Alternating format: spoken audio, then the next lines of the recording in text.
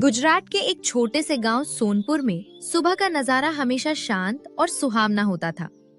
खेतों में हल्की हल्की हवा चलती, पेड़ों पर पक्षी चहचहाते और गांव के लोग अपने अपने काम में लग जाते। इसी गांव के बस स्टैंड के पास एक छोटा सा ठेला लगता था, जिस पर लिखा था रामू की स्पेशल मैगी, सिर्फ 10 रुपए।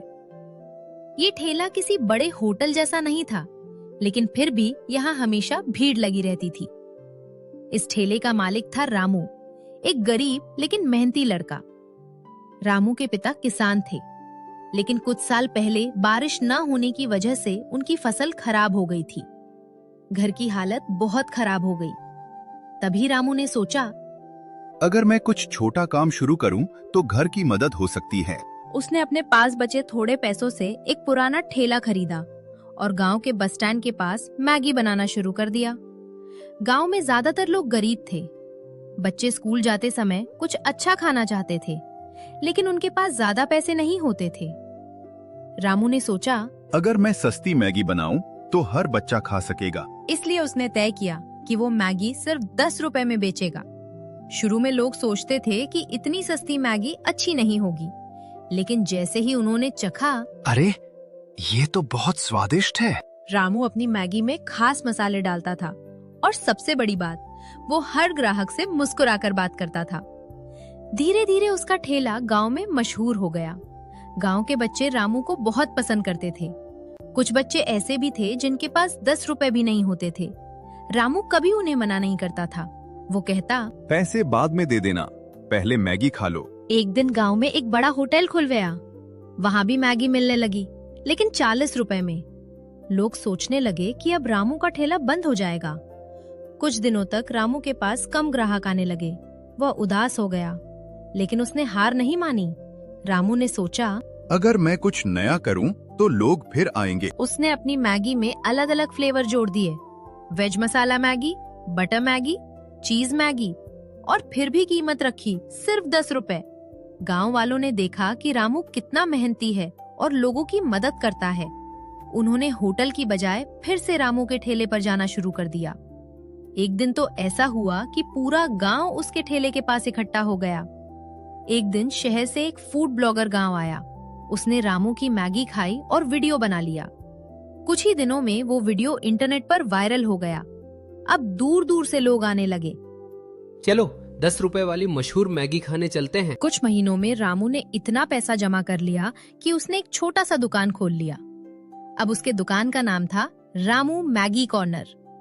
लेकिन उसने एक चीज कभी नहीं बदली, 10 रुपए वाली मैगी आज भी मिलती थी। रामू की छोटी सी दुकान रामू मैगी कॉर्नर अब पूरे इलाके में मशहूर हो चुकी थी। सुबह से लेकर रात तक लोगों की लाइन लगी रहती थी। गांव के बच्चे, किसान, बस के यात्री, सबकी पहली पसंद बन चुकी थी रामू की 10 रुपए वाली मैगी। लेकिन जहां सफलता होती है, वहां नई चुनौतियां भी आती हैं। एक दिन गांव में एक बड़ी फूड कंपनी की गाड़ी आई। उन्होंने रामू की दुकान देखी और उसकी लोकप्रियता के बारे में सुना। कंपनी के मैनेजर ने रामू से कहा, हम तुम्हारे साथ काम करना चाहते हैं। तुम्हारी मैगी को हम पूरे देश में बेच सकते हैं। रामू हैरान था। उसका छोटा सा ठेला अब इतनी बड़ी कंपनी की नजर में आ गया था। कंपनी ने रामू को एक ऑफर दिया, तुम हमारे साथ जुड़ जाओ, हम तुम्हें बड़ा ब्रांड बना देंगे, लेकिन तुम्हें 10 रुपए वाली मैगी बंद करनी होगी। रामू चुप हो गया। उसके दिमाग में गांव के वो बच्चे घूमने लगे जो 10 रुपए में खुशी खुशी मैगी खाते थे। रामू ने पूरी रात सोचा। सुबह उसने कंपनी के मैनेजर से कहा, मुझे बड़ा बनना है, लेकिन अपने गांव और लोगों को छोड़कर नहीं। 10 रुपए वाली मैगी मेरी पहचान है, मैं इसे बंद नहीं कर सकता। मैनेजर थोड़ा नाराज हुआ और चला गया। कुछ दिनों बाद वही कंपनी गांव में अपना बड़ा फूड स्टॉल खोल देती है। वहां चमकदार बोर्ड, बड़ी बड़ी मशीनें और ढेर सारे फ्लेवर थे। लोग थोड़े आकर्षित होने लगे। रामू के ग्राहक कम होने लगे। रामू उदास जरूर हुआ, लेकिन उसने हिम्मत नहीं हारी। उसने सोचा, मैं अपने ग्राहकों को और अच्छा अनुभव दूंगा। उसने अपने दुकान को साफ सुथरा बनाया, बैठने की छोटी व्यवस्था की और ग्राहकों से पहले से भी ज्यादा प्यार से बात करने लगा। एक दिन एक छोटी लड़की आई जिसका नाम था चांदनी। उसने कहा, रामू भैया, आपकी मैगी सबसे अच्छी है, लेकिन आपको कुछ नया करना चाहिए। रामू ने पूछा। क्या? चांदनी बोली, आप अपने स्टॉल पर बच्चों के लिए एक छोटा सा खेलने का कोना बना दो।